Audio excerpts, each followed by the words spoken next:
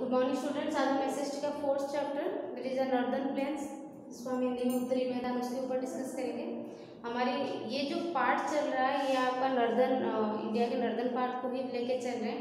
हमारी first part में हमने टाइप्स या division of northern plains, northern mountains देखा था, जिसमें हमने डिस्कस किया था हमने हिमालय को कितना रीजन में डिवाइड किए हैं, ग्रेटर, मिडिल और lower Himalaya, it is Himadri, Himachal and Shivalik. Next जो हमारे जो लास्ट चैप्टर गया उसमें था life in the northern mountains, जिसमें हमने 7 सिस्टर्स के ऊपर डिस्कस किए, कैसे लोगों की लाइफस्टाइल कैसे होता है, लोग वहाँ पे अपनी ज़िंदगी को कैसे गुजारते हैं, कोई खेती करता है, अलग अलग था आपका, बहुत इंटरेस्टिंग पार्ट था। तो आज हम देखेंगे नॉर्दर्न प्लेन्स, वही नॉर्दर्न पार्ट की हमारी इंडिया के उत्तरी भाग के ऊपर ही डिस्कस ही चल रहा है। अभी डिस्कशन हमारी नॉर्दर्न पार्ट ही चल रहा है। तो आज ये northern plain that is the उत्तरी मैदान, ठीक है। तो अच्छा, इसमें हम देखेंगे पहले एक चीज़ ध्यान रख लो, एक टर्म आता है आपका कार्टोग्राफर। कार्टोग्राफर क्या होता है? The person who makes maps, जो मैप्स बनाते हैं, मानचित्र बनाते हैं, हम उनको क्या बोलते हैं? कार्टोग्राफर, ठीक है। CARTOGRAPHER, cartographer.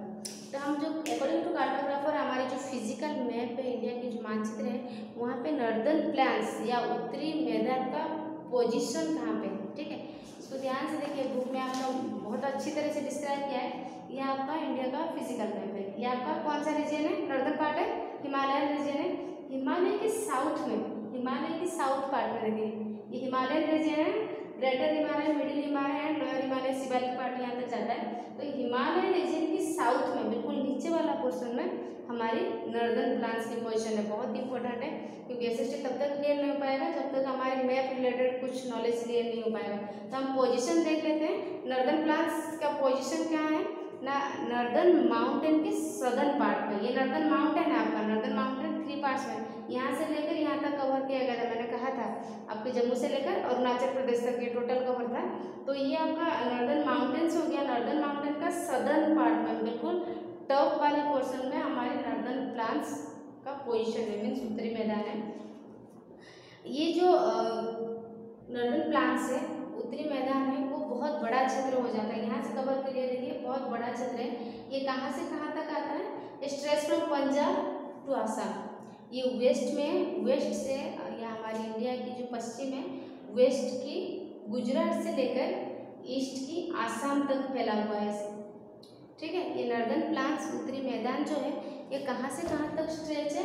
फ्रॉम वेस्ट से पंजाब, ठीक, लेके ईस्ट की आसाम तक फैला हुआ है, ठीक है। अगर आएगा क्वेश्चन तो हमारी जो लिमिटेशंस क्या है, कहाँ से कहाँ तक उत्तरी मैदान फैला हुआ है? It is stretched from Gujarat in west to Assam in east. Gujarat से लेकर आसाम तक हमारे नॉर्दर्न प्लेन्स फैला हुआ है।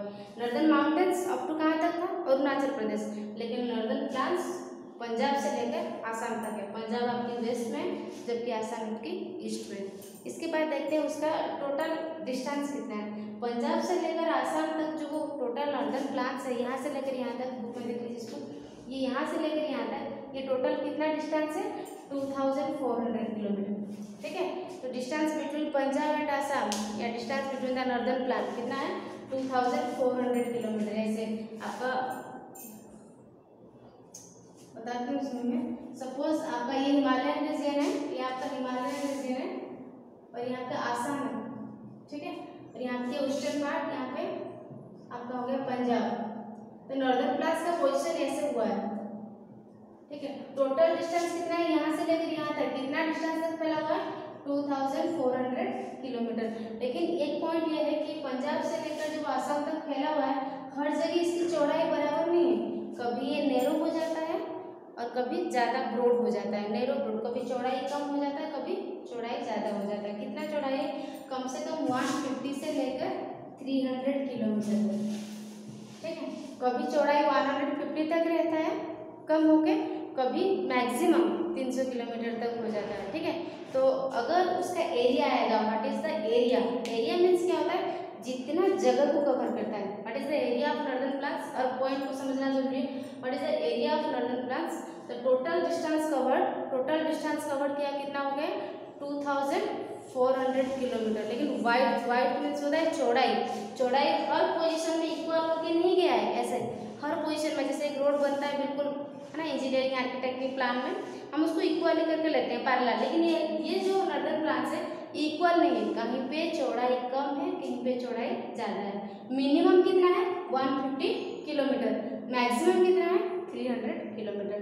सबसे कम कितना चौड़ाई का है 150 किलोमीटर तक, और सबसे ज़्यादा चौड़ाई 300 किलोमीटर तक। किसका? नॉर्दर्न प्लान्स का, उत्तरी मैदान।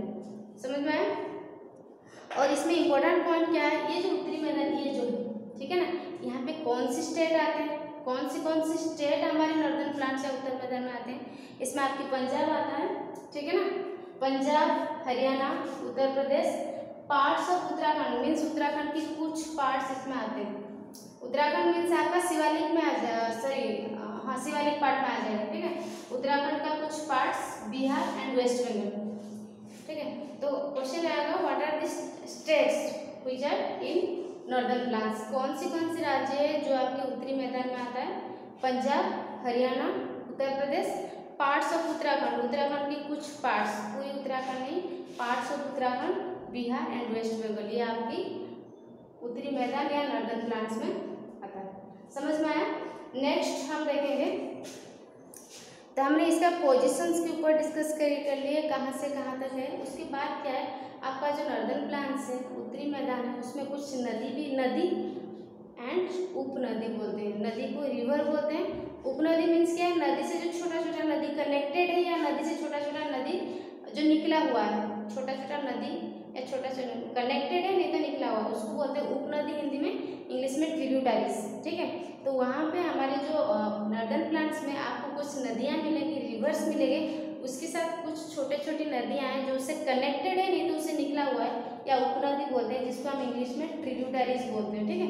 तो नॉर्दर्न प्लान्स में हम कुछ नदियाँ देखेंगे, उसके साथ कुछ ट्रिब्यूटरीज या उपनदी भी देखेंगे। नदियाँ में इसमें आपका आएगा many rivers such as Ganga, Brahmaputra, ठीक है, Indus, Sutlej, these are the rivers। कौन सी इंपोर्टेंट फेमस रिवर्स है?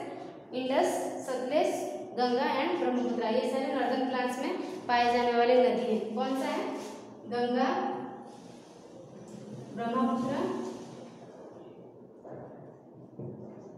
सतलेज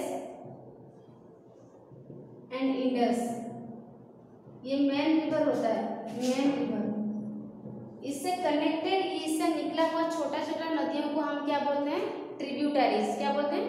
ट्रिब्यूटरीज, या हम इसको इन हिंदी उपनदी बोलते हैं, ठीक है। तो ये सारा आपको मिलेगा नॉर्दर्न प्लान्स में या उत्तरी मैदान में, ये सब मिलता है, ठीक है। Several small reverse join this main rivers, छोटे छोटे नदियाँ हैं जो ये सारे बड़े बड़े नदियों से कनेक्टेड है, इसको हम बोलते हैं ट्रिब्यूटरीज। तो आएगा what is tributaries, short notes, ठीक है। तो ट्रिब्यूटरीज क्या है? Tributaries are the small rivers which are connected to the big rivers, ठीक है। देखो अगर डेफिनेशन आया है ट्रिब्यूटरीज क्या है? बहुत छोटे छोटे चीजें लेकिन बहुत इंपॉर्टेंट है। What is tributaries? Tributaries are the small rivers connected to the big rivers, नहीं बोलेंगे, टू द मेन रिवर्स, ठीक है। जो मुख्य नदी होते हैं उससे जो छोटे छोटे नदी कनेक्टेड है हम उनको ट्रिब्यूटरीज बोलते हैं। तो नॉर्दर्न प्लान्स में रिवर्स के साथ कुछ ट्रिब्यूटरीज में देख लेते हैं। रिवर्स में आपका गंगा, ब्रह्मपुत्र, सतलेज एंड इंडस नदी, है ना। इंडिया के नाम के अकॉर्डिंग उसका नाम इंडस रखा गया है। इंडस के पीछे बहुत सारा उसका हिस्ट्री है, वो बाद में डिस्कस करेंगे, but India according to India उस नदी का नाम इंडस वैली रखा गया, इंडस, ठीक है। As this rivers are mainly fed by melting snow of Himalayas, ठीक है। कह रहा है ये जो आपका जो नदियाँ हैं यहाँ पे इतना रेनफॉल नहीं होता है, लेकिन साल भर यहाँ पे पानी रहता है, ऑलमोस्ट पानी रहता है, क्योंकि हिमालयन रीजन में बर्फ, मेल्टिंग ऑफ स्नो, बर्फ के पिघलने की वजह से लगभग ऑलमोस्ट द ईयर, लगभग साल भर में नदी में पानी जमा होकर रहता है, ठीक है। रीजन क्या है? बारिश नहीं है, melting of snow from Himalayan region. Himalaya region में जो बर्फ पिघलता है उसकी वजह से साल भर में नदियों में पानी भर के रहता है। समझ में आया? नेक्स्ट इसके बाद they have water through out the year, this reverse carry with them silt और सेडिमेंट्स, ठीक है। ये जो नदियाँ हैं, ये नदी क्या करता है? अलग अलग जगह के साथ कनेक्टेड है, पंजाब से लेकर आसाम तक, तो अलग अलग जगह की कांटेक्ट में होके जाता है, बहते रहता है। कभी मैं कह रही हूँ कि हिमालयन रीजन में जो बर्फ पिघल के आता है तो पहाड़ के साथ भी कनेक्ट होता है। तो ये पानी जब बह के जाती है ना, उसके साथ ये क्या करता है, कुछ सिल्ट या सेडिमेंट्स को साथ में लेके जाता है, जिसको हम हिंदी में गाद या तलछट बोलते हैं। मिट्टी जैसा सब्सटेंस को लेके जाता है, क्योंकि अलग अलग मिट्टी आता है ना। क्वेश्चन आता है कि नदी की पानी सल्टी नहीं होता, नमकीन नहीं होता, लेकिन समुद्र की पानी सल्टी होता है, नमकीन होता है। क्यों? जो समुद्र है, समुद्र में बहुत सारा नदी जाके मिले, कनेक्टेड हुए, तो नदी का पानी अलग अलग जगह से बह के उसका जब डिफरेंट सॉइल के कंटेक्ट में आता है, अलग अलग मिट्टी के कंटेक्ट में आता है समुद्र के पानी, तभी वो सल्टी बन जाता है। ठीक है, तो ये भी मैं कह रही हूँ कि नॉर्दर्न प्लांट्स में जो हमने नदियाँ देखा, उपनदियाँ देखा, जनरली साल भर में इसमें पानी इसीलिए रहता है क्योंकि हिमालयन रीजन में है, बर्फ पिघलता है इसलिए। जब बर्फ पिघलता है या नदी का पानी का प्रॉपर्टीज क्या है, पानी एक जगह में ठहरता है। पानी का पहला प्रॉपर्टीज है, पानी बहता रहता है, इट फ्लोज, ठीक है ना। तो जब बहता है, पानी के साथ साथ ये कुछ गाद या तलछट बोलते हैं, कुछ मिट्टी लेके जाता है ना। जब हम पढ़ेंगे मिट्टी का संरक्षण करना, मिट्टी का loss, conservation of soil, loss of soil. मिट्टी का संरक्षण हम कैसे करते हैं? मिट्टी जो होता है, सॉइल जो होता है, वो क्या होता है, नेचुरल रिसोर्स है, प्राकृतिक रिसोर्स, संपत्ति है। ठीक है, अगर मिट्टी नहीं होगा तो शायद हम एडजस्ट नहीं कर पाएंगे। हम खड़े हैं मिट्टी के ऊपर, घर भी बनाए, मिट्टी है जिसकी वजह से प्लांट्स जिंदा है। तो मिट्टी को संरक्षण करने के लिए, मिट्टी को बचाने के लिए हम पौधे लगाते हैं। क्यों लगाते हैं ना? पौधे का जो जड़ होता है, रूट होता है, वो मिट्टी की अच्छी तरह से पकड़ के रखता है। लेकिन नदी का देखना, आप देखिएगा नदी का जो किनारा रहता है, सपोज इस ईयर इतना है, नेक्स्ट ईयर जब बारिश होगा ना, उसका किनारा और बढ़ जाता है क्योंकि धो जाता है मिट्टी, है ना। क्यों ना? हमने पौधे नहीं लगाया था, अगर पौधे लगाया था तो इसका जो जड़ होता है वो मिट्टी को टाइटली पकड़ के रखता है, जिसकी वजह से बारिश होने के बाद भी या पानी के भारी बहाव होने के बाद भी मिट्टी लॉस नहीं होता। ठीक है, तो ओवरऑल जब नदी में पानी बहता है, पानी के साथ साथ कुछ गाद या तलछट या मिट्टी उसके साथ लेके जाता है। इस टाइप को हम अलूवियल सॉइल बोलते हैं, अलूवियल सॉइल। ठीक है, ये सारे सॉइल जो होते हैं during the rainy season the rivers are flooded. और जो बारिश के मौसम में क्या होता है, नदियों में ऐसा लगता है जैसे बाढ़ आ चुका है, क्योंकि एक तो बर्फ का मेल्टिंग की वजह से पानी रहता है स्टोरेज होके, और रेनी सीजन ज़्यादा बारिश होता है, जिसकी वजह से ऐसे लगता है कि नदी में जैसे बाढ़ आ चुके, मतलब वाटर लेवल बढ़ जाता है, पानी का लेवल बढ़ जाता है। ठीक है, the silts spread upon the land near the banks of river. और जो मिट्टी साथ में लेके जाता है ना, मैंने कहा ना, जब पानी बहता है, पानी के साथ साथ वो क्या करता है, कुछ मिट्टी भी लेके जाता है। लेकिन जब बाढ़ आ जाता है, वाटर लेवल बढ़ा हो जाता है, वो मिट्टी क्या होता है, नदी के किनारे सब जमा हो जाता है। ठीक है, क्यों जमा हुआ? क्योंकि बाढ़ की वजह से मिट्टी का लेयर बढ़ गया। ठीक है, वो क्या होता है, जो थोड़ा तो देखिए आप, जैसे अभी ये जमीन बिल्कुल प्लेन है, बिल्कुल साफ है, अगर थोड़ा सा बारिश हो जाए, पानी बह के कहीं पे आ जाए, तो यहाँ पे हम देखेंगे कुछ मिट्टी जमा हो गया है, कुछ हो गया। तो ऐसे ही बिल्कुल होता है, नदी के साइड में ये पानी के बहाव की वजह से कुछ मिट्टी आके जमा हो जाता है। इस टाइप मिट्टी को हम अलूवियल सॉइल बोलते हैं। ठीक है, या जो मिट्टी होता है वो जमा हो जाता है। अलूवियम और अलूवियल सॉइल, ये जो मिट्टी होता है बहुत सॉफ्ट होता है, नरम होता है, लाइट मीन्स हल्का। ठीक है, अच्छा, हम सॉइल को पढ़ के थोड़ा सा आइडिया देते हैं, क्योंकि सॉइल के चैप्टर है नहीं। जब हम सॉइल पढ़ते हैं, सैंडी सॉइल पढ़ते हैं, सैंडी सॉइल। सैंडी सॉइल जो होता है उसमें क्या होता है, ये बहुत भारी रहता है। क्यों? जो सैंड होता है ना, बालू होता है, वो क्या करता है, पानी को ऑब्जर्व कर लेता है। देखो हम यहाँ पे एक कटोरी में क्या करेंगे, कुछ बालू लेंगे, कुछ सैंड लेंगे, कुछ बालू, उसके ऊपर पानी डाल देंगे, क्या होगा, देखेंगे पानी सारा उसके अंदर चला जाएगा, क्योंकि जो सैंड होता है, बालू होता है, वो पानी को ऑब्जर्व करता है। इसलिए रेगिस्तान वगैरह में, राजस्थान में जब भी बारिश है, पानी तुरंत सोख कर लेगा, क्योंकि उनके अंदर ऑब्जर्विंग पावर ज़्यादा है, वो पानी को ज़्यादा ऑब्जर्व करता है। ठीक है, लेकिन अलूवियल सॉइल, ये मिट्टी है, इसका इतना ऑब्जर्विंग पावर नहीं है, ये हल्का है।